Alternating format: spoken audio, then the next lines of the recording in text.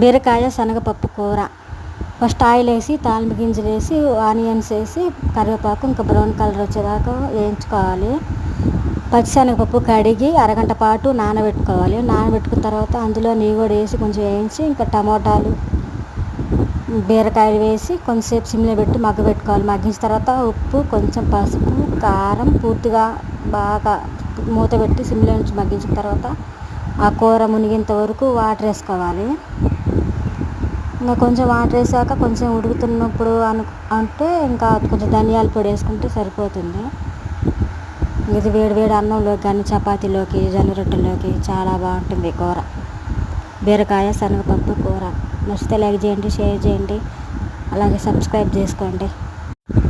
ఇంకా వీడియోస్ వస్తూ ఉంటాయి, చూస్తూ ఉండండి. మరి అలాగే కొంచెం దగ్గర పడే వరకు కూర ఉడికించుకొని స్టవ్ ఆఫ్ చేసుకోవడమే. ఇంకంతే, సింపుల్.